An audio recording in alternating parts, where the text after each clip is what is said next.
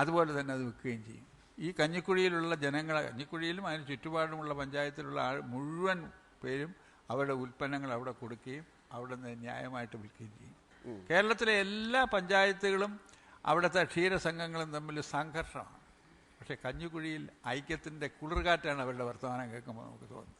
അപ്പോൾ ഈ പല മേഖലകളിലും കൃഷിക്കാരും വികസന പ്രവർത്തകരും പഞ്ചായത്തും കൂട്ടായ്മയോടെ പ്രവർത്തിച്ചാൽ അത്ഭുതങ്ങൾ സൃഷ്ടിക്കാമെന്നുള്ളതിൻ്റെ ഒരു ഉത്തമ ഉദാഹരണമാണ്. കഞ്ഞിക്കുഴിയിലെ പച്ചക്കറി കൃഷി ഒരുപാട് അഭിനന്ദനം പിടിച്ചു പറ്റിയതാണ്. അവിടുത്തെ അത്യധ്വാനികളായ ജനങ്ങൾ, പുരുഷന്മാരും സ്ത്രീകളും, ഞങ്ങൾ പല വീടുകളിലും ചെന്നപ്പോൾ അവരുടെ അധ്വാനത്തിൻ്റെ ഒരു രീതി ഞങ്ങൾക്ക് മനസ്സിലായി. ഒരു സമയം പോലും പാഴാക്കാനില്ലാതെ അവർ അത്യധ്വാനം ചെയ്യുന്നവർ. പക്ഷെ PHC ചെന്നപ്പം അവിടെ ഒരുപാട് കാര്യങ്ങൾ പഞ്ചായത്ത് ചെയ്തിട്ടുണ്ട്. വളരെ വിചിത്രമായി തോന്നിയ ഒരു ഡാറ്റ എന്തെന്ന് വെച്ചാൽ, ജീവിതശൈലി രോഗങ്ങൾ പെരുകുന്നു, അതും സ്ത്രീകളുടെ ഇടയിൽ. പ്രഷറും ഡയബറ്റിക്സും അസുഖങ്ങളുള്ള സ്ത്രീകളുടെ എണ്ണം വർദ്ധിച്ചു വരുന്നതായിട്ടാണ് ഹെൽത്തിൻ്റെ സ്റ്റാഫ് ഞങ്ങളോട് പറഞ്ഞത്. അതിനെല്ലാം തന്നെ എല്ലാ മരുന്നും PHC ലഭ്യമാണ്. അതേസമയം സ്ത്രീകളുടെ ഇടയിൽ വർദ്ധിച്ചു വരുന്ന ജീവിതശൈലി രോഗങ്ങൾ എന്നുള്ളതിനകത്തുള്ളൊരു വൈജാത്യത്തിനെ പറ്റി അത് പരിശോധിക്കപ്പെടേണ്ടതാണ് എന്ന് തോന്നുന്നു. ജീവിതശൈലി രോഗങ്ങൾ കൂടി വരുന്നു എന്നുള്ളത് അവിടുത്തെ ജനങ്ങളെ അവരുടെ ആരോഗ്യം നോക്കാതെ ജോലികളിൽ ഏർപ്പെടുന്നത് കൊണ്ടാണ്. ഭക്ഷണക്രമത്തിൽ പോലും അവർ ശ്രദ്ധിക്കാതെ അവർ അധ്വാനം അവിടെ ചെയ്യുന്നത്. അതിൽ നിന്നുണ്ടാകുന്ന രോഗങ്ങളാണ്. അവരവരുടെ ആരോഗ്യക്രമം ശരിയായ രീതിയിൽ പാലിക്കുന്നില്ല. അതുകൊണ്ടാണ് അവിടെ ഈ ജീവിതചര്യ രോഗങ്ങൾ, ശൈലി രോഗങ്ങൾ അധികമായിട്ട് വർദ്ധിച്ചു വരുന്നത്. അതിനുവേണ്ട ഇപ്പൊ പ്രോജക്റ്റുകളൊക്കെ നിലവിൽ വരുത്തിയിട്ടുണ്ട്. പിന്നെ ഈ ഇപ്പൊ തന്നെ ആയുർവേദ ആശുപത്രിയിൽ ഡിസ്പെൻസറിയിൽ വരുന്ന എല്ലാ രോഗികൾക്കും എന്നുവെച്ചാൽ ഇപ്പം ഇങ്ങനെ ജീവിതശൈലി രോഗങ്ങൾ വരുന്ന സ്ത്രീകൾക്കായിട്ട് ഇപ്പൊ പഞ്ചായത്ത് 5 ലക്ഷം രൂപയുടെ ഒരു പ്രോജക്റ്റ് അനുവദിച്ചിട്ടുണ്ട്. അങ്ങനെ അവർക്ക് ഔഷധിയിൽ നിന്ന് നല്ല രസായനവും ഒക്കെ പ്രോജക്റ്റ് വഴി എടുത്തു കൊടുക്കാനും തീരുമാനിച്ചിട്ടുണ്ട്. നിങ്ങൾക്ക് അവിടെ മദ്യത്തിന്റെ പ്രശ്നങ്ങൾ എന്തൊക്കെയുണ്ട്? ജാഗ്രതാ സമിതി പ്രവർത്തിക്കുന്നുണ്ടോ? ജാഗ്രതാ സമിതി സ്ത്രീകളുടെ കേസുകൾ വരുന്നുണ്ടോ? വരുന്നുണ്ട്. ജാഗ്രതാ സമിതി പ്രവർത്തിക്കുന്നുണ്ട്. മാസത്തിൽ എത്ര തവണ കൂടും? ഒരു മാസം ഒരു സിറ്റിംഗ് ഉണ്ട്.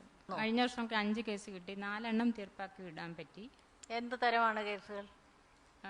ഭാര്യയും ഭർത്താവും തമ്മിലുള്ള പ്രശ്നമായിരുന്നു. മദ്യമാണോ പ്രധാന കാരണം? അതെ, അത് മദ്യം പ്രശ്നമില്ല, പക്ഷെ നമ്മളത് SI ഒക്കെ വന്നിട്ട് അത് തീർപ്പാക്കി പോകുമായിരുന്നു. എനിക്കറിയാനുള്ളത് ഗ്രാമസഭയെ പറ്റിയിട്ടാണ്.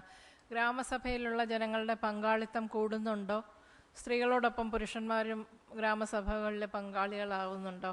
സ്ത്രീകളുടെ ഒപ്പം ഇപ്പോൾ കുടുംബശ്രീ പ്രസ്ഥാനമൊക്കെ ഉള്ളതുകൊണ്ട് സ്ത്രീകളുടെ ഒപ്പം വരുന്നില്ലെങ്കിലും താരതമ്യേന നല്ല പങ്കാളിത്തം പുരുഷന്മാരുടെ അടക്കം ഗ്രാമസഭകളിൽ ഉണ്ടാകാറുണ്ട് ഞങ്ങളുടെ പഞ്ചായത്ത്. കുടുംബശ്രീ ഒരു നല്ല സംവിധാനമായിട്ട് വന്നിട്ടുണ്ട്. എല്ലായിടത്തും കുടുംബശ്രീയിലെ സ്ത്രീകളെ കാണാം. ഞങ്ങൾ പോയ എല്ലാ സ്ഥലങ്ങളിലും ഇവിടെ വന്നതിലും ഒക്കെ കുടുംബശ്രീയുടെ സാന്നിധ്യം വളരെയധികം കാണാനുണ്ട്. പച്ചക്കറി കൃഷിയിലും സ്ത്രീകളെ ഊന്നിയിട്ടുള്ള ഒരു പച്ചക്കറി കൃഷിയാണ് നടക്കുന്നത്. എന്നിട്ടും സ്ത്രീകളുടെ ഇടയിൽ ഇത്രയും ആരോഗ്യ പ്രശ്നമുണ്ട്. അവർക്ക് ഭക്ഷണം കഴിക്കാൻ പറ്റുന്നില്ല എന്ന് പറയുന്നത് സ്ത്രീകൾക്ക് അത്രയും അധിക ഭാരം വരുന്നു എന്നുള്ളത് കൊണ്ടായിരിക്കുമെന്ന് ഞാൻ മനസ്സിലാക്കുകയാണ്. ആണെങ്കിലും സ്ത്രീകളാണ്. അപ്പോൾ പുരുഷന്മാരും അതുപോലെ ഗ്രാമസഭകളിലും പങ്കാളികളാവുന്നുണ്ടോ? മറ്റ് എല്ലാ പ്രവർത്തനങ്ങളിലും തുല്യമായിട്ടുള്ള ഒരു പങ്കാളിത്തം വരുന്നുണ്ടോ എന്നറിയാനാണ്. സ്ത്രീകളായാലും പുരുഷന്മാരായാലും ഒരേപോലെയാണോ ആ ഭാരം പങ്കിടുന്നത്? തീർച്ചയായിട്ടും അങ്ങനെ ഒരു വേർതിരിവും അങ്ങനെ ഒരു പിന്നോട്ട് പോക്കും ഒന്നും ഉണ്ടായിട്ടില്ല. നല്ല പങ്കാളിത്തം ഉണ്ടാകുന്നുണ്ട്. എനിക്ക് വളരെ സന്തോഷം തോന്നിയ സംഗതി, അവിടുത്തെ സ്കൂളിലെ PTA മീറ്റിങ്ങിൽ നമുക്ക് ഇംഗ്ലീഷ് മീഡിയം വേണ്ട, മലയാളം മീഡിയം മതി, പക്ഷേ ഇംഗ്ലീഷ് നന്നായി പഠിപ്പിച്ചാൽ മതി എന്ന് രക്ഷാകർത്താക്കൾ തീരുമാനിച്ചു എന്നുള്ളത് വളരെ സന്തോഷകരമാണ്. പക്ഷേ അതൊരു വലിയ ഉത്തരവാദിത്വമാണ് പഞ്ചായത്തിൻ്റെ പുറത്ത് ഏൽപ്പിച്ചിരിക്കുന്നത്. മലയാളം മീഡിയത്തിൽ തന്നെ ഇംഗ്ലീഷ് നന്നായി പഠിപ്പിക്കാം എന്നാണ് നിങ്ങൾ ഏറ്റിരിക്കുന്നത്. അത് നിറവേറാനായിട്ട് എന്താണ് പഞ്ചായത്ത് ചെയ്യുന്നത്? കഞ്ഞിക്കുഴി പഞ്ചായത്തിൽ 4 പ്രൈമറി സ്കൂളുകളാണുള്ളത്. ഈ 4 സ്കൂളുകളിലും നമ്മൾ ഇപ്പോൾ കമ്മ്യൂണിക്കേറ്റീവ് ഇംഗ്ലീഷ് ഇപ്പോൾ 3-ാം ക്ലാസ്സിലെയും 4-ാം ക്ലാസ്സിലെയും പുസ്തകത്തെ ബേസ് ചെയ്തുകൊണ്ട് തന്നെ ക്ലാസ്സുകളിൽ അധ്യാപകർക്ക് പരിശീലനം കിട്ടിയ അധ്യാപകരുണ്ട്. അവരെ കൊണ്ട് തന്നെ നമ്മളിപ്പോൾ കുട്ടികളെ ഇങ്ങനെ കമ്മ്യൂണിക്കേറ്റീവ് ഇംഗ്ലീഷ് എടുപ്പിച്ച് ക്ലാസ് റൂമിൽ തന്നെ ഇംഗ്ലീഷ് സംസാരിക്കുന്നതിന് വേണ്ടിയിട്ടുള്ളൊരു പ്രാവീണ്യം അവർക്ക് കിട്ടത്തക്ക പരിപാടികൾ ആസൂത്രണം ചെയ്ത് വരുന്നുണ്ട്. അതിന് പഞ്ചായത്തിൽ നിന്ന് തന്നെ ഒരു പ്രോജക്റ്റ് വെച്ച് അങ്ങനെയുള്ള അധ്യാപകർക്കും കുട്ടികൾക്കും ചെറിയ ഒരു ഇൻസെൻറ്റീവ് അല്ലെങ്കിൽ ഒരു ചെറിയ സഹായം കൊടുക്കത്തക്ക രീതിയിലുള്ള പ്രോജക്റ്റ് നടപ്പാക്കിക്കൊണ്ടിരിക്കുകയാണ്. മറ്റൊന്ന് ചൂണ്ടിക്കാണിക്കാനുള്ളത്, നിങ്ങൾക്ക് കിട്ടുന്ന പണം മുഴുവനും നിങ്ങൾക്ക് ഉപയോഗിക്കാൻ കഴിയുന്നില്ല. പദ്ധതി വിഹിതം 125 ലക്ഷം കിട്ടുന്നതിൽ 103 ലക്ഷമേ ചിലവാക്കിയിട്ടുള്ളൂ. എനിക്ക് അത്ഭുതം തോന്നുന്നത്, സാധാരണ പശ്ചാത്തല മേഖലയിലാണ് ചിലവാക്കാൻ പഞ്ചായത്തുകൾക്ക് കൂടുതൽ താല്പര്യം. ഇവിടെ അത് 12 ലക്ഷത്തോളം രൂപ കിട്ടിയതിൽ 5.5 ലക്ഷം രൂപയെ ചിലവാക്കിയുള്ളൂ. എന്ത് പറ്റിയത് സാർ? അതിനകത്ത് ഈ അടങ്കൽ ചോദിച്ചപ്പോൾ പിന്നെ മറ്റുള്ള ജനറൽ പർപ്പസും ഓൺ ഫണ്ടും ഒക്കെ അതിനകത്ത് വന്നിട്ടുണ്ട്. അങ്ങനെയാണ് അടങ്കൽ എഴുതിയത്.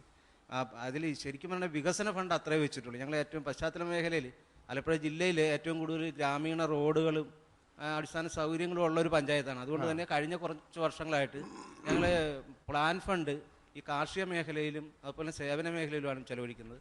ഈ അടിസ്ഥാന മേഖലയ്ക്ക് ഈ 30% എടുക്കാമെന്ന് പറഞ്ഞെങ്കിലും ഞങ്ങൾ അത്ര എടുക്കാറില്ല. 5 ലക്ഷമാണ് അത് വികസന ഫണ്ട് അത്രേ ഉണ്ടായിരുന്നുള്ളൂ, അത് ചെലവഴിച്ചതാണ്. എനിക്ക് അറിയാനുള്ളത്, ഈ ചൊരിമണൽ എങ്ങനെ കൃഷിയോഗ്യമാക്കി? എന്താണ് അതിൻ്റെ ഒരു പരിപാടി? എങ്ങനെയാണ് അത് ശരിയാക്കിയത്? ഞാനൊരു കർഷകനാണ്.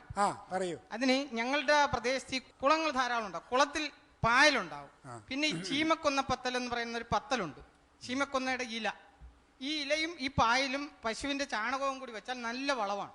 പിന്നെ ഞങ്ങൾ ഈ അന്ധകാരനഴി എന്ന് പറയുന്ന പ്രദേശത്ത് നിന്ന് ചെളി കൊണ്ടുവന്ന് ഈ ചൊരിമണലിട്ടാൽ വളരെ പ്രയോജനമുള്ള ഒരു സാധ്യതയുള്ളതുകൊണ്ട് ആ പ്രദേശത്ത് നിന്ന് ഞങ്ങൾ ഈ ചെളി കൊണ്ടുവന്ന് ഈ ചൊരിമണലിട്ടാൽ നല്ല നന്നായി ചെടികൾ വളരും. അപ്പൊ അത് ആരിട്ടു, എങ്ങനെ ഇട്ടു, ആരാണ് അവർക്ക് വേതനം കൊടുത്തത്? പഞ്ചായത്തിൽ നിന്നും ഞങ്ങൾക്ക് കൃഷിഭവൻ വഴി ചെളി ഇറക്കാനുള്ള സാമ്പത്തിക സഹായം തന്നു. അതാണ് അതിന്റെ കീ. അപ്പൊ ഞങ്ങൾ ഒരു വണ്ടിക്ക് ഇത്ര രൂപ എന്നുള്ള കണക്ക് തന്നിട്ട് ഓരോരുത്തരുടെയും സ്ഥല സൗകര്യം അനുസരിച്ച് വളങ്ങൾ ഇറക്കി തരുമായിരുന്നു.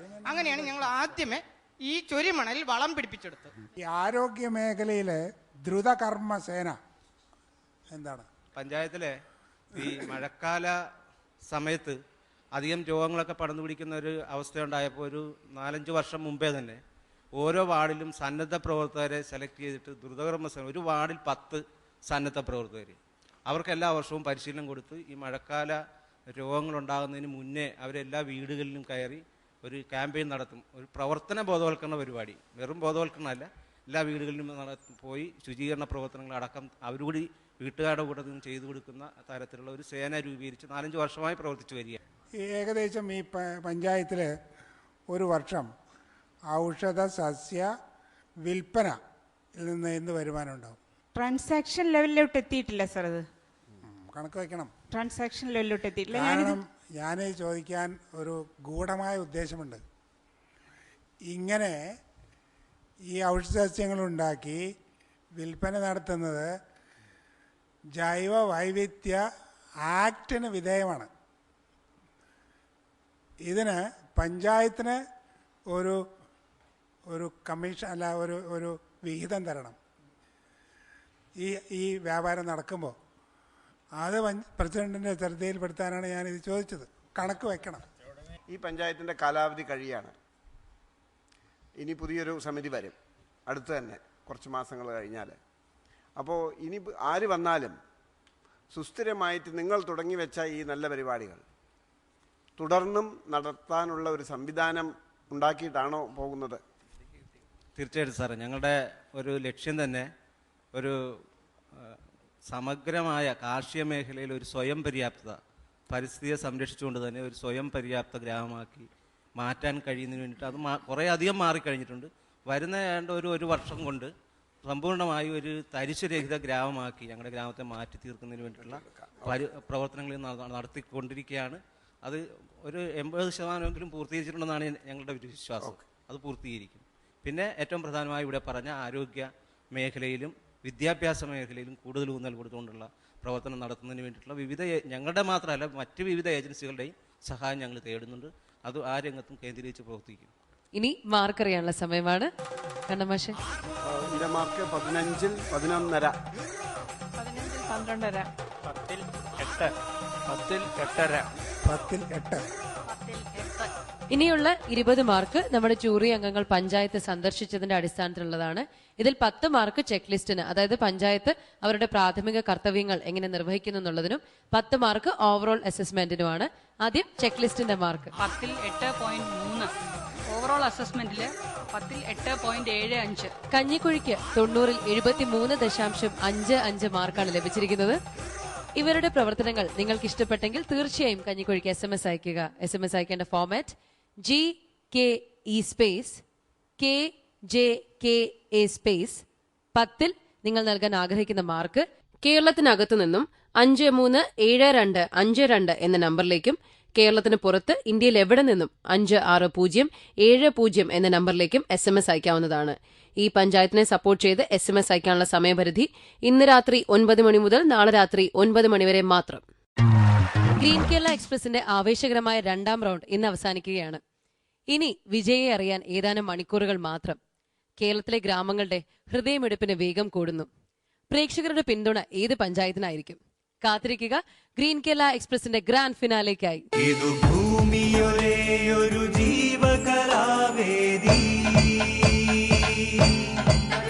ജലവായുവിധാനമിണങ്ങിയ മലർവാടി